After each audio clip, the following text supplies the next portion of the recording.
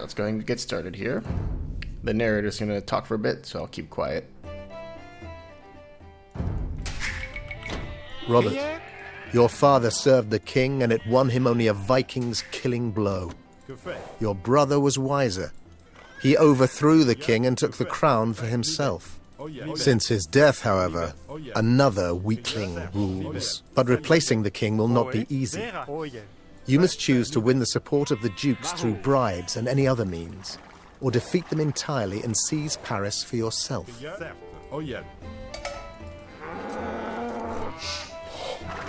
Alright, now that we are here, hello everyone, my name is Clever Fool. For this episode, we're going to be doing a post-commentary of Robert getting the second achievement where we defeat all the faction dukes and take control of the monument. The achievement does make it sound like you kind of need to destroy, defeat Blue rather, but you don't have to do that. You just have to defeat all the dukes and then control the monument. I don't know if Blue will even surrender, even if you wipe out most of his units and military and buildings and such. So just do make a note of that. There you go.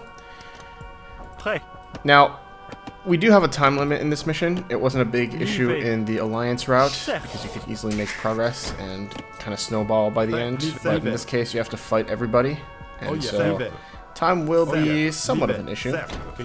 Right away at the start, what I'm doing is I am starting my boom as quickly as possible, spreading out my militia to use as scouts. They're much more useful as scouts than as anything else. I even turn on auto scout for a couple of my starting scouts, while my initial villagers are going on food. 6 on sheep, and then a few on wood to get that started.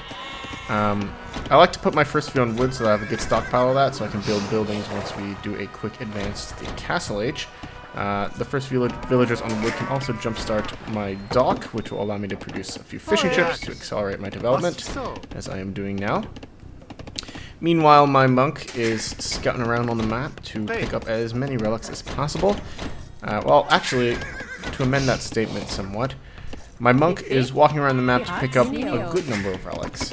Now, the interesting thing is capturing relics is a requirement for the Count of Paris. You need 3, as shown on the right side there. I think you need 6 for another rank upgrade, but more importantly, it is an objective for Aquitaine to increase your score with them. Now, killing Norse will also increase score with Aquitaine, I think. So the important thing is you don't overcommit to getting relics early to increase the score so fast that you're forced to betray them early, so that you can actually get some time to build up before getting the fight started in earnest here.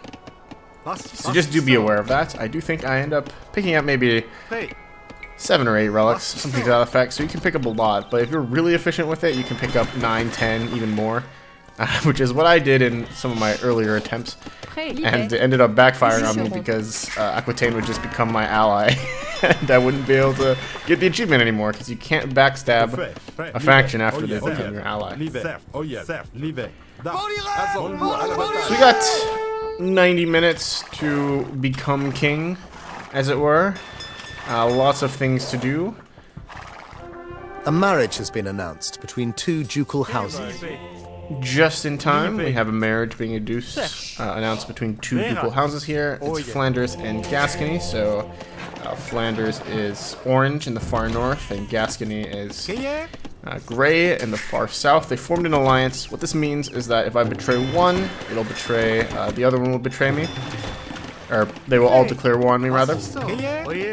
And most relevant for this mission is if you form kind of like a chain. So if Normandy is allied with Gascony, Gascony has one with Flanders, Flanders has one with Burgundy, Burgundy has one with Aquitaine.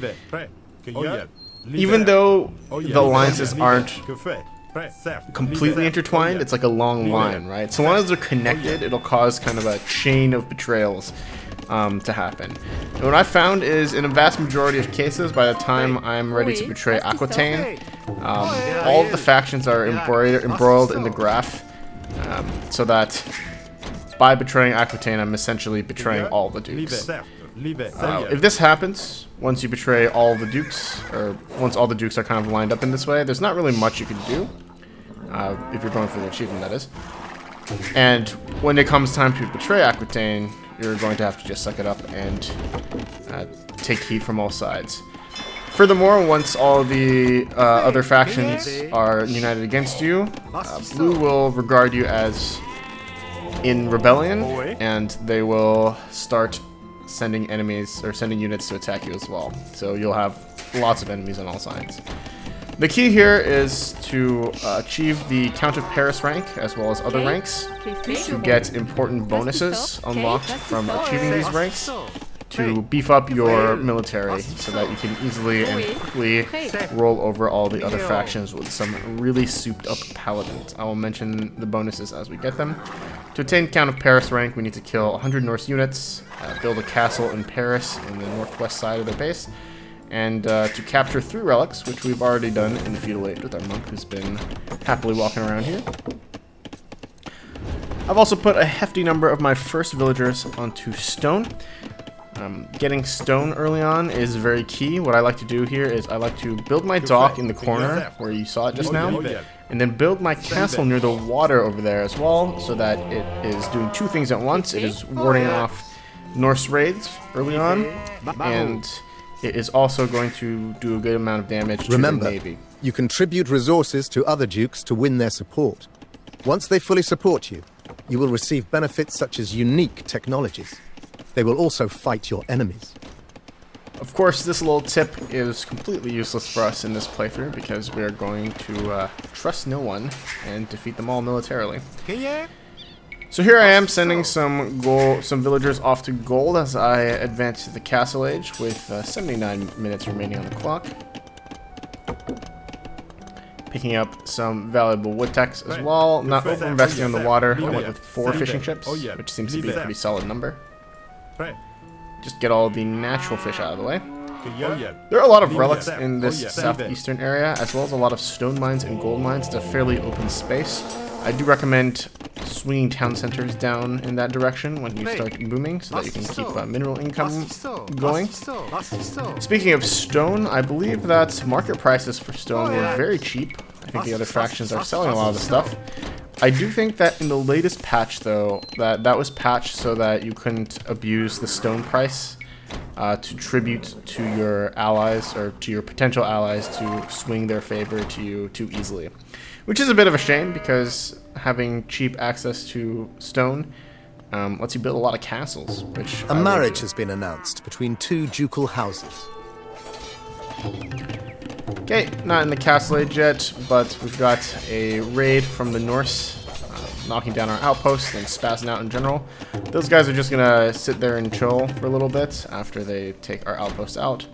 We'll need to be a little bit careful with what we do here, but so long as I don't send units in that direction, it'll be fine. They remain relatively inactive. And here we have Normandy and Gascony with an alliance. So earlier it was Gascony and Flanders, now it's Normandy and Gascony. What that means is that all 3 of them are interconnected. Even if I attack Normandy, if I attack Flanders, even though they don't have a direct alliance, because they're both connected to Gascony, all 3 of them will betray me.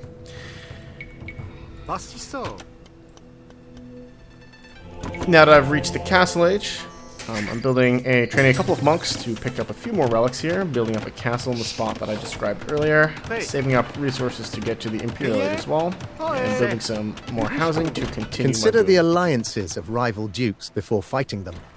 You can even break an alliance by gaining the support of one side. Okay, so again, that tip not going to be very useful for us, since we are going to be fighting all of them eventually anyway.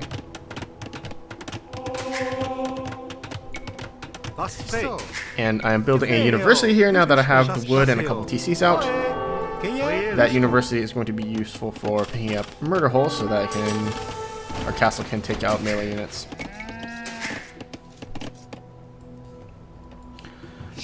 You start out with a lot of militia. I prefer to use them to scout the large map as opposed to actually doing any fighting or even bothering to upgrade them to man-at-arms. I don't find them to be very useful. Without investing in some upgrades, they can't even fend off the first wave of Norse attackers without help, so I find that it's not worth the investment. It's better to spend that on economic infrastructure and advancing through the ages. fait? Oh yes. L'hiver. Oh yes. L'hiver. Cueilleur. Que fait? L'hiver. L'hiver. Oh yes. Da.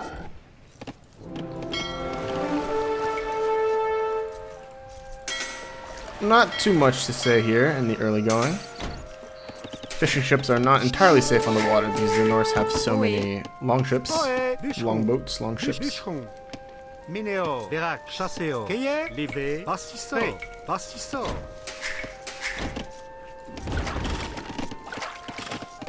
And now my castle is doing very good work here. Racking up that kill count on the Norse units. Aquitaine already has 8 support points towards us. Remember that they max out at 100. If they get to 100, they ally with you, give you bonuses, and lock you out of the achievement that we're going for. Okay. Cueilleur, Certes. Oh, Certes. Fait. Bûcheron.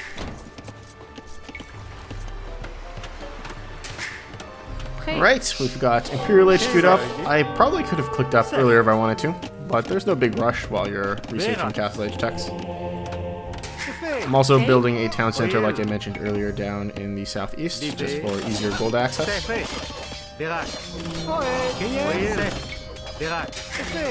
Norsemen are raiding our villagers somewhat. I might lose a couple there, but it's not a huge deal in the long run. Castle's doing great work, and we're building a stable now. And here you see I sent some villagers up to the northwest, but I forgot that the Norse had knocked my outpost down earlier. Rather, I didn't forget, but I thought that they had eventually rotated to my castle and gotten themselves killed. I didn't realize that they'd still be standing there this entire time. That results in the loss of a few more villagers, but it's not a huge problem. We still have lots of town centers and lots of food income, so not a terrible loss on our side. The mission overall is not too bad if you know what you're doing. Well, we have a bit of downtime here as well. I'll also mention that it is not impossible for you to get to a point where by the time you're ready to kill Norse or even start fighting other factions, that the alliances have been set up in a way that favors you backstabbing one faction early. I did have an initial playthrough where I was able to get very lucky and betray Aquitaine without angering any other faction. And the other alliances slowed down to the point that I was able to take out almost everyone. I still had Flanders up north and Normandy to deal with, and you know, I hadn't triggered Blue's Wrath, and I was, you know, doing really good on time. However, something that I failed to do during that run is take a look at the support points. After I killed Flanders off, only Normandy remained, but they were so impressed by my martial strength that they tossed their support in my direction, allied with me, and then we had to fight off Blue. So that was a very frustrating way to lock myself out of the achievement. So do be careful with managing your alliances here if you're going for the achievement. Here we are in the Imperial Age, still getting some of the natural food in this area. Lots of deer, tons and tons of resources everywhere on the map. It's a big map too, roughly in the shape of France. You're not allowed to build castles or other military infrastructure in non-allied territory. So you can't cheese the mission by building a bunch of castles in your enemy's bases and then just betraying them that way. I do think it's good that such a defensive measure for the scenario was set up, otherwise it'd feel a little bit too cheesy. Nonetheless, the eastern area is very wide open and you can build a lot of castles there if you want to. It's kind of a no man's land. And I find it's fairly safe as well. Now, also of note is that there's tons and tons and tons of relics on the map. Far more than 5. In fact, maybe there's something like 20 or even 30 relics on the map. Some of them are kind of hard to get to on islands out in the middle of the water. But others, you know, are pretty easy to get. Strikingly though, Aquitaine will pick up a ton of relics. I mean a ton, maybe more than 15. So my strategy here is going to be to kill off the Norse while getting the Count of Paris rank, and then betraying Aquitaine so that I can fight them early before they get too many alliances. Now, also, while I kill Aquitaine, I'll be able to take their monasteries out and pick up all their relics to have a very, very solid gold income coming at all times. It's nice because you're essentially having Aquitaine do the work of hunting down the relics for you and putting them all in the monastery. I think I looted something like 10 or 15 relics even from Aquitaine while I was fighting them.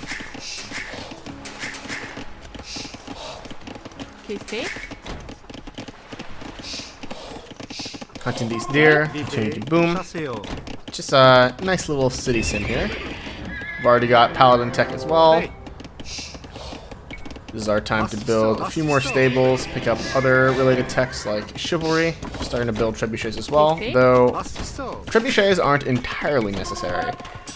Paladins, Frankish paladins are ludicrously strong, but also they will get extra bonuses from the Count of Paris rank and upwards. They'll get things like stirrups, which are normally techs that are only available to other civs. Like a marriage has been announced between two...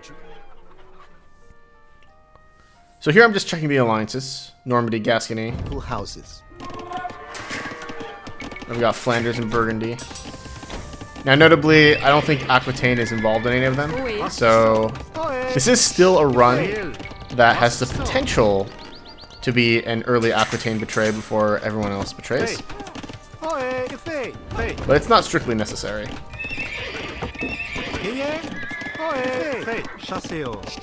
And again, Aquitaine just needs to be betrayed early because otherwise they'll ally with you too early.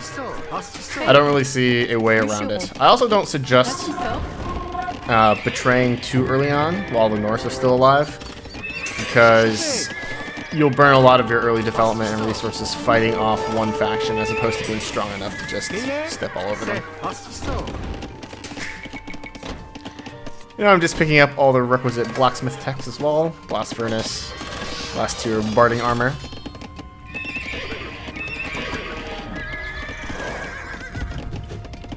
Got a super booming economy now. 40 farmers, 40 food gatherers.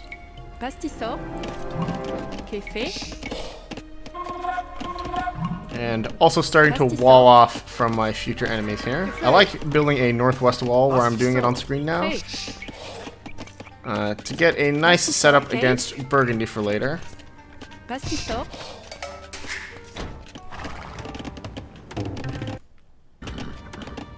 Oh, that part will likely need to be blurred out. I pressed the Windows key by mistake. Kind of jump scared me while doing the post recording, actually. Alright. Yeah, not too much to say here while we develop. In fact, there's not too much to commentate on strategy-wise. Just a big boom while grabbing relics, into killing off the Norse, into betraying Aquitaine, into running over everything in timely manner with paladins. Oil, pastisseau, cake, pastisseau, café, pastisseau, Oé, livet. For the eastern portion of the wall, I'm making a very large wall, just to give me a bit of a pincer setup into the King of the Franks territory for later on. Pastisseau.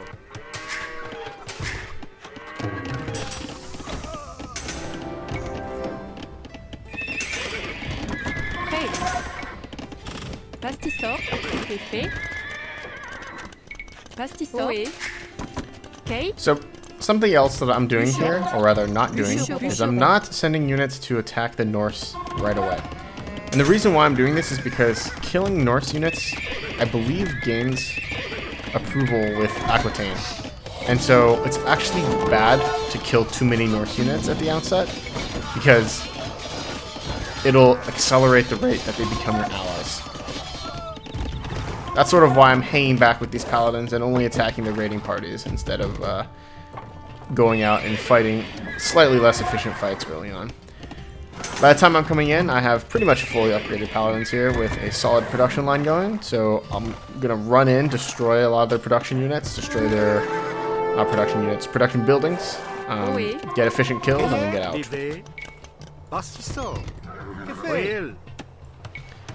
The castle in the flagged area has completed, so now I just need to kill 17 more Norse units before I achieve the Count of Paris rank. Also picking up fortified wall upgrade.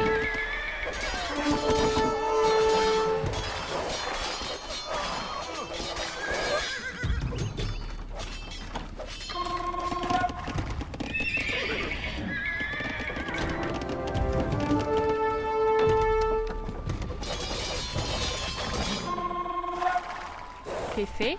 Ohé. Pastisson. Mineo. Kay. Ohé. Pastisson. Fait. Fait. Pastisson. Getting some castles online in the north is good as well, just to act as a defensive buffer. Normandy doesn't do a great job of assaulting castles.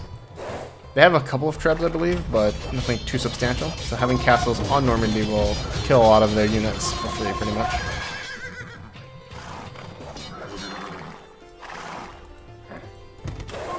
Ohé.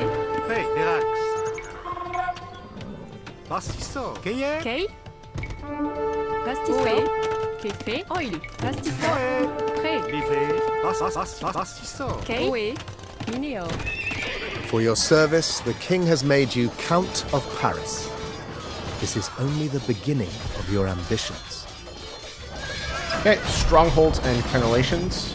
Those are improvements to castles. The king also wants us to capture 6 relics and have 100 military units to attain the Duke of Orleans rank. You might need to prune your economy just a little bit to get to 100 military units, but after that you can reboom up to the desired level. The Norse will build a castle if you give them enough time, but even if they do that, they're only in the... I mean, even now they're only in the feudal age, right? So, their development's pretty slow. You shouldn't have too much issue taking them down with pretty much just paladins. Fait. Prêt. Libé. Mineo. Pastisson. Prêt. Pastisson.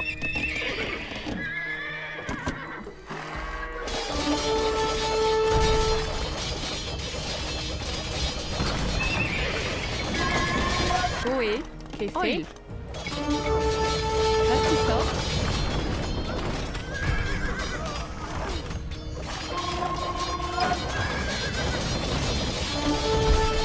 Aquitaine's up to 53 support points. Remember, it must be below 100, otherwise they will ally with us and we'll be unable to finish the mission. I do something a little bit cheeky there. I set up a castle next to the donjon, so that when the betrayal inevitably happens, I can stick my villagers in there for a little while and capture that gold mine.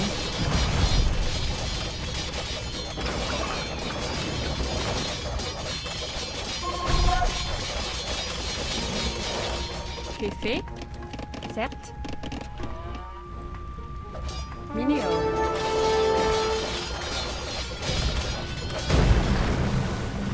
There we go. The Norse have been defeated as their whole base just explodes. Still only 59 support with Aquitaine, so we managed to keep the number very nice and low. We in fact have some time to move our military around in preparation for the betrayal, and also to get the Duke of Orleans rank. Keep in mind that once the fighting starts, if you're enemies with all dukes, you won't be able to attain any more ranks. So do try to get all the ranks before the betrayal happens.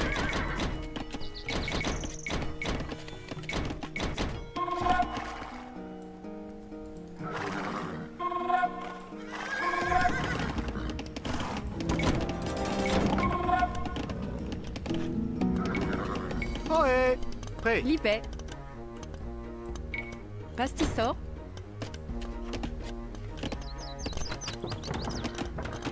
Ohé. Oil. Pastisson.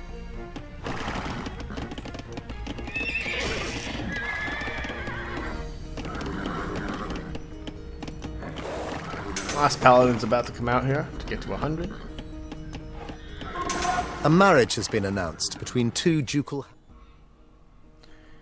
And I think right then, I paused here a little bit longer because I was pretty disappointed. Up to this point, I believe Aquitaine was not involved in any of the alliances.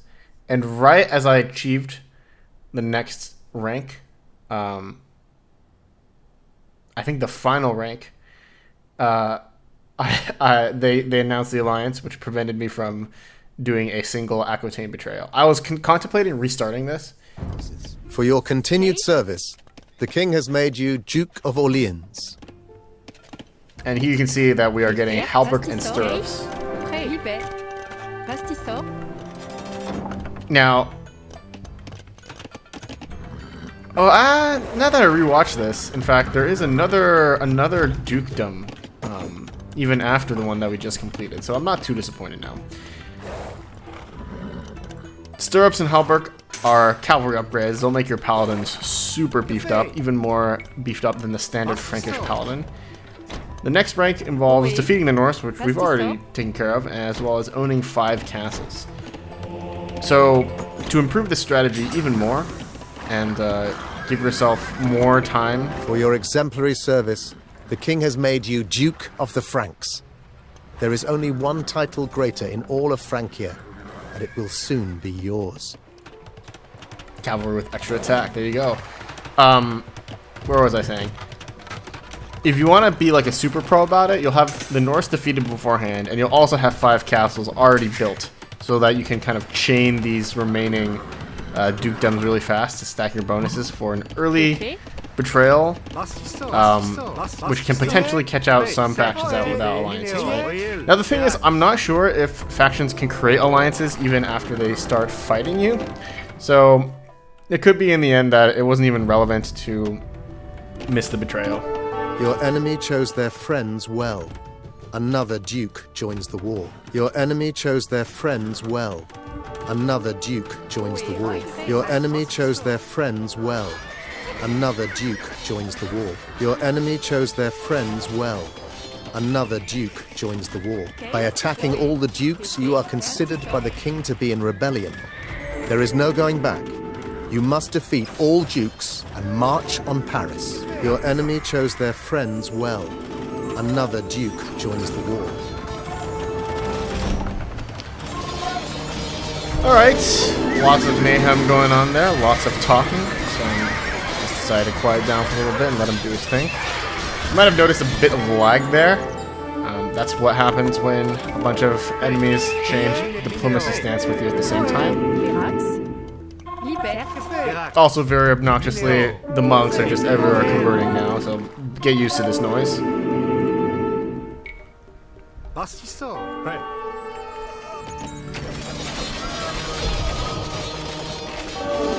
So first order of business is we have a bunch of castles up north, setting up a nice buffer. Notice that a lot of Normandy's units are wrapping around the wall and taking tons of castle fire.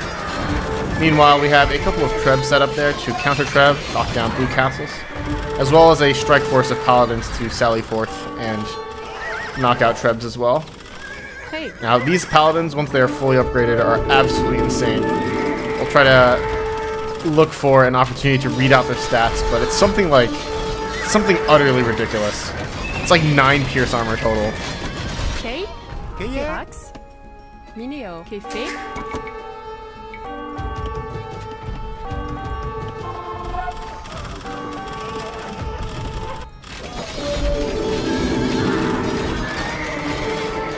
And we're pushing into Aquitaine in the south while maintaining our presence on the north here.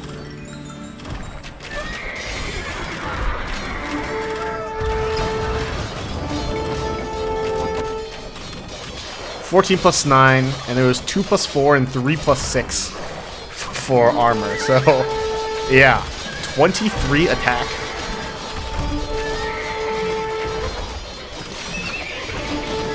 And 9 pierce armor, 6 melee armor, with Frankish HP, producing from chivalry stables, with a monastery that's got like 9 or 10 relics in it, and 25 gold miners. This is where the dopamine comes from.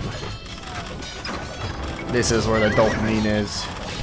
I don't think I've played with paladins this powerful in any scenario before. They can just take out castles by themselves, by the way. There's no need to be afraid of castles. With your production rate and the beefiness of the paladins, they straight up will just knock castles down on their own. The trebs do help. You will lose a non-zero number of paladins, and it takes a good amount of time to reinforce. Right now, I'm, in fact, kind of low on population with only 500 gold in the bank and 40 pop missing. Oil. Pastisor. I think I was raided somewhere, so I lost a lot of villagers. I think the south, my southern miners were all killed off at some point, so I need to reboom somewhat. But they mined out a lot of minerals there. And the monastery you see in the center of the screen now, as I say this, has tons of relics. There's 2 monasteries in there with relics. I think I pick up faith at some point as well, just to make converting me a little bit more annoying.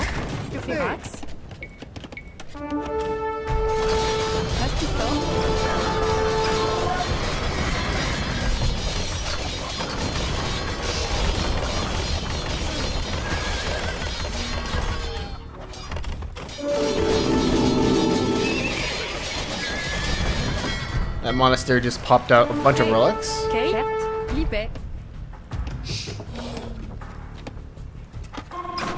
And I'm even doing a little bit of damage to Normandy here, who's the only faction that remains stuck in the Castle Age.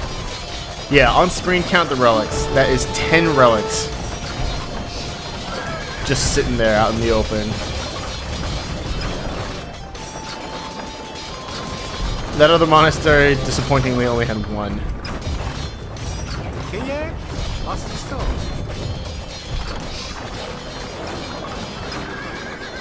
I think 10 is the garrison cap of relics and monasteries. So you straight up could not fit any more relics into that monastery. And that's just Aquitaine. There's still plenty of relics on the map that are uncaptured. I believe I have at least 9 or 10. I know the King of the Franks also has maybe 5 or 6 minimum. And I don't even know if any of the other factions capture any. Alright, Aquitaine's down. I'm just building a castle near the drop point of the relics, building a monastery nearby as well, just to make capturing the relics more straightforward.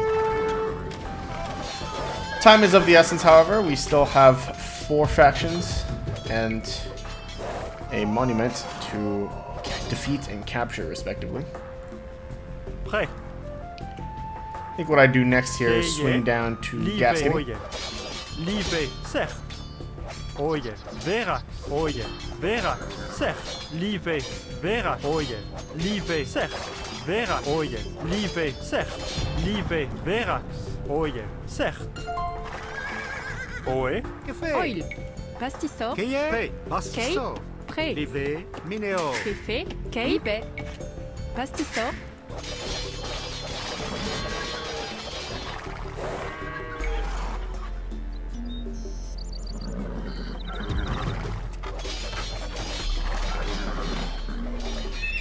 So another neat thing is, as you get more relics, you need fewer gold miners. The relic income will pretty much be enough to sustain your paladins.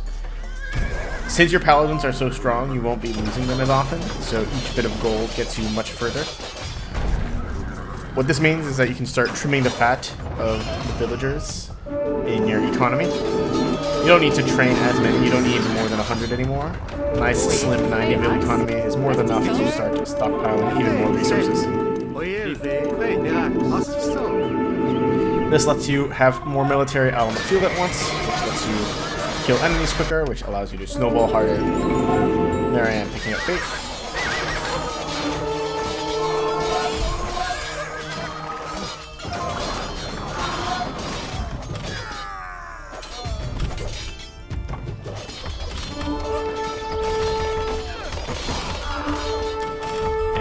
just swarming into Gascony now.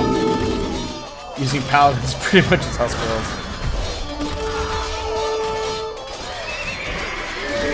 If you haven't already, do check out the video that T West made about villagers being able to hunt trees for food. I think that's hilarious. Just goes to show development will always lead to some kind of unpredictable behavior.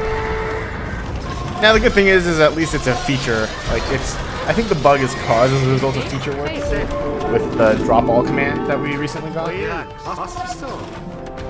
So at least it's a bug caused by feature work and not a bug fix causing another bug.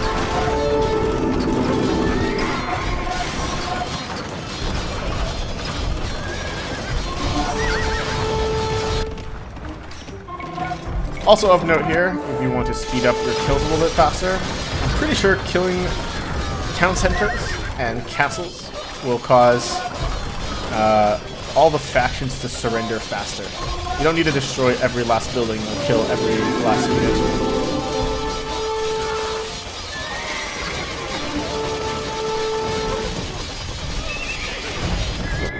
There you go. Gascony down.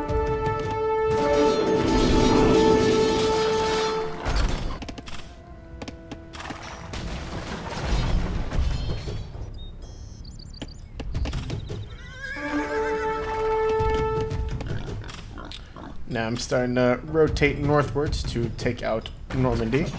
Now there isn't a direct access via land from Normandy to Flanders. That water doesn't have shallows, so you need to pass through the King of the Franks city, which I think is just a model of Paris. You need to pass through Paris if you want to get access to Flanders a little bit easier. That's not that bad though, because you need to kill off a lot of blue units to be able to get control of the monuments anyway later on in the mission, so you're not really wasting time. Oui, prêt. Minéo. Pastisor. Pastisor. Pastisor. Kevo, oui. Verax.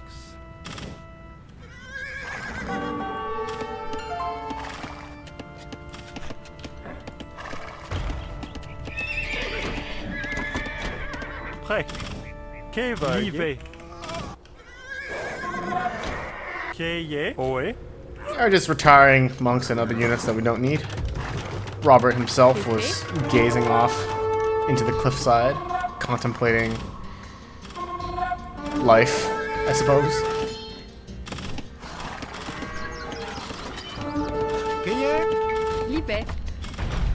Now, we have the Normans streaming in. I didn't see how that wall piece got busted. If I had to guess, it was the Donjon that did it. Diligently, arrow by arrow. Now, fortunately, we were coming up to kill these guys anyway, and they're still only in the castle age. So we didn't end up taking too many losses. I think I even mentally made a note that I thought that losing a few villagers might even be preferable, since we're flooding so much food.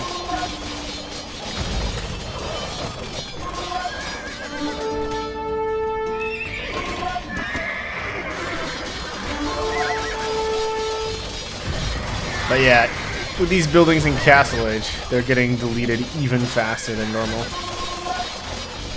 I'm just retasking the paladins to focus down castles and town centers here. And I'm starting to rotate some units to start chipping away at the King of the Franks.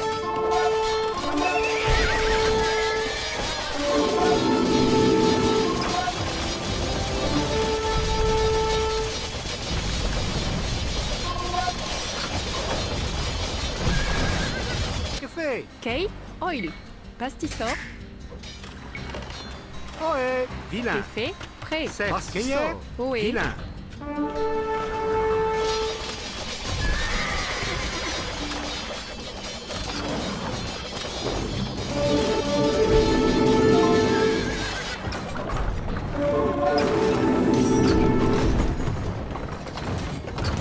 Okay, Normandy down. Now we're going to wipe out the outer base from the King of the Franks, as well as starting to chip away at the gate.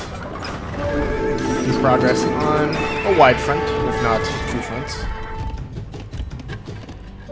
Make sure to use the idle military hotkey to easily find straggling population space on the map.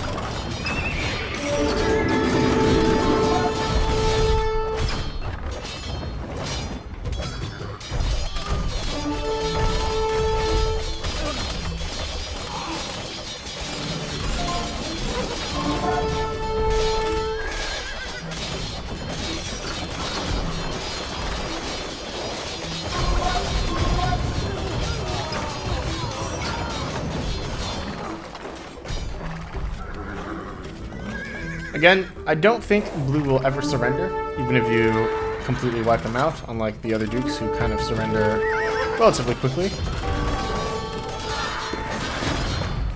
But taking out their production and their eco still will be useful.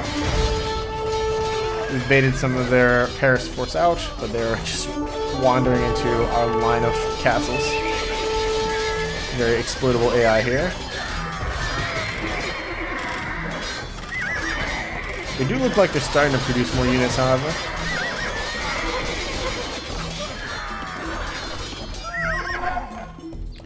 Got 2 monasteries of relics now.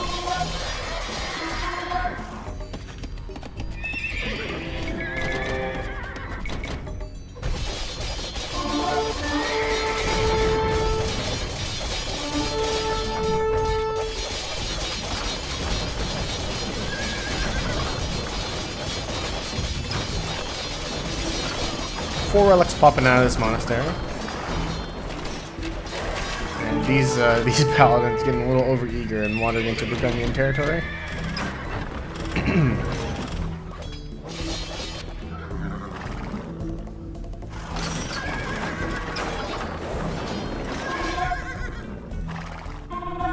Ok. Que fait? Livet.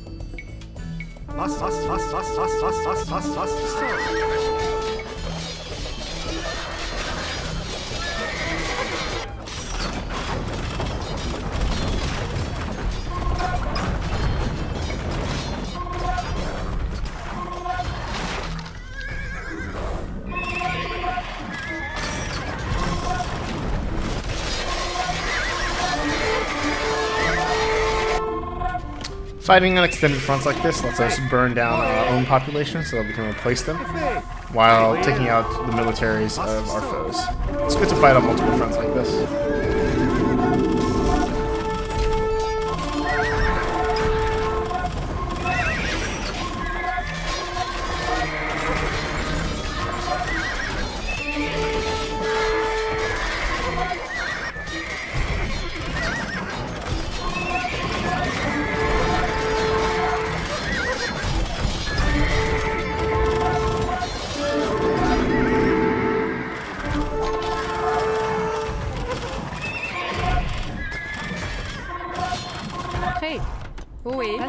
Most notably here, the King of the Franks is still producing units,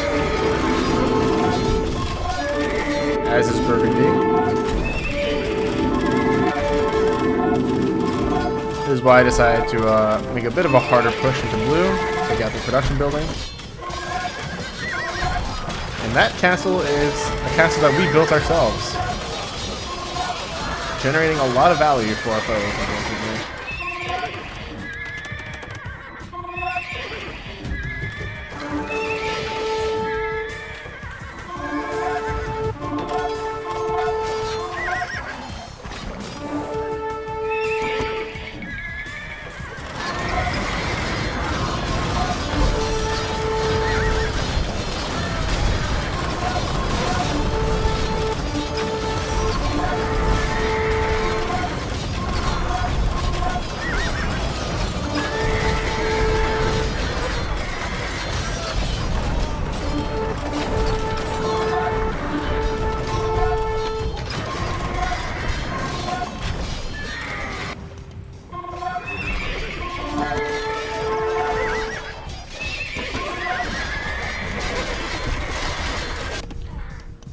Okay.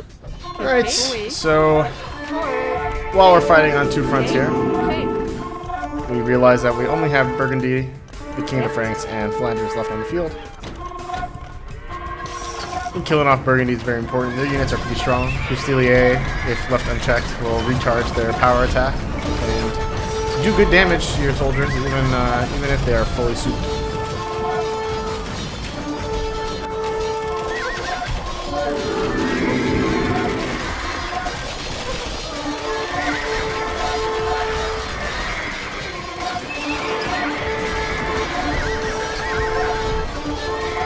Ok, tu es fait. Pastisor.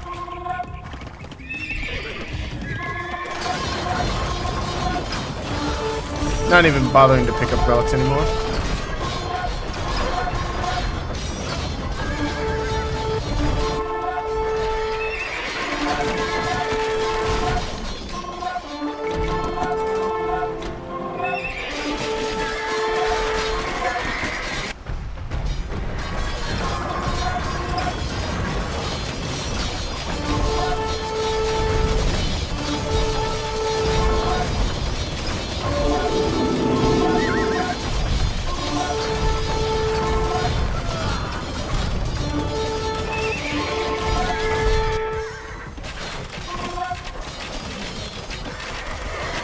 And even the small pockets of paladins that we're sending into this area are keeping Burgundy on the back foot here. Notice that instead of doing is select all of my stables, at this point I'm queuing up the eastern stables specifically.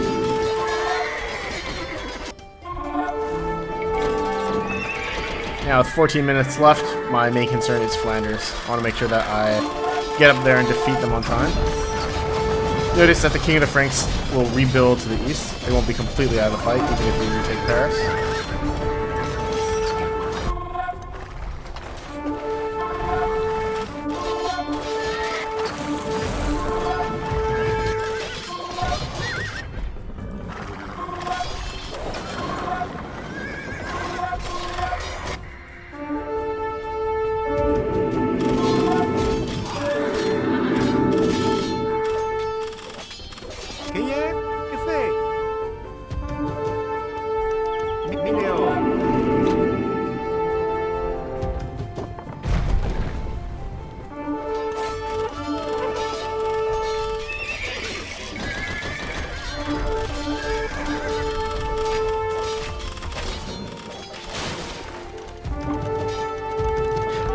Until I got this notification here, I didn't even know that Robert could get better at battle.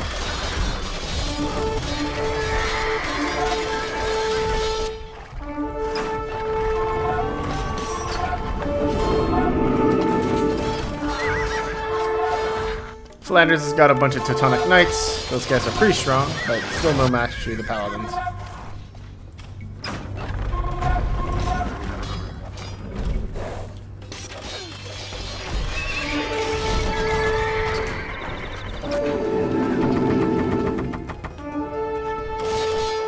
And the market price there was 26 to buy stone, and something fairly expensive to buy food. I'm just rebalancing a little bit to get more gold. Again, focusing down on town centers and castles to expedite the defeats.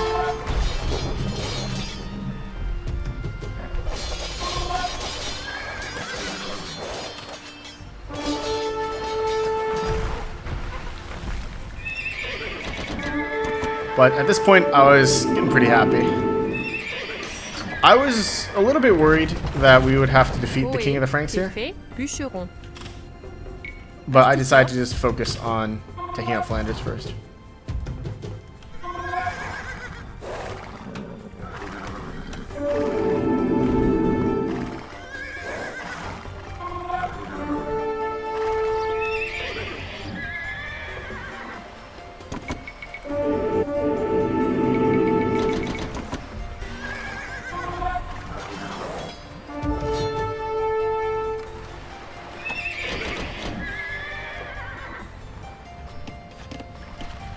Hey.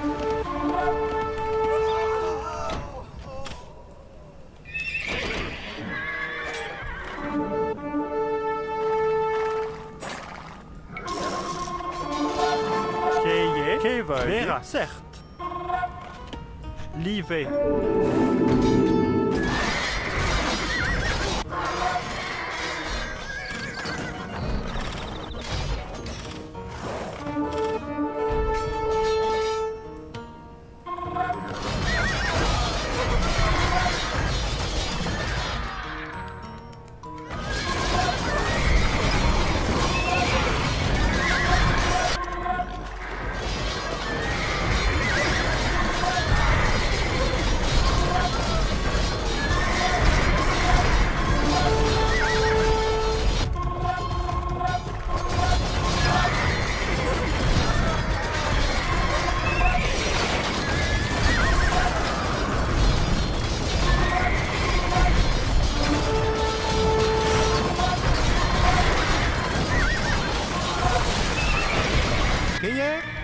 I will never not be tired of watching melee units fight ships. Pastiso.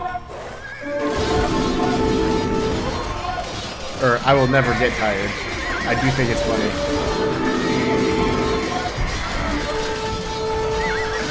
I was feeling a little bit concerned about this choke point, especially with the timer, but the paladins prevailed. Once you get in, it's very easy to stay broken in.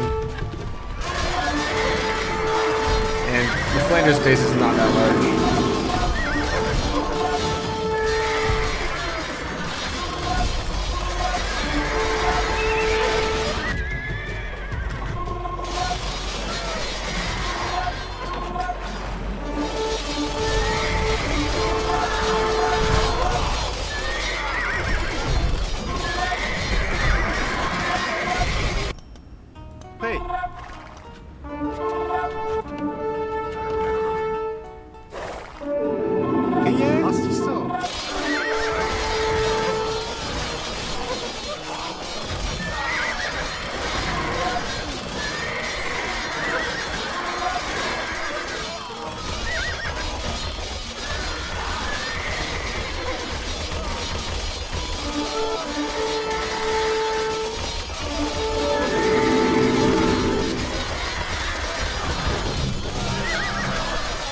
Okay, and that's it. The empire of Charlemagne was won through blood and iron. Your empire will be no different. With Charlemagne's heir dead and all of your rivals languishing in your dungeon, your rule is uncontested.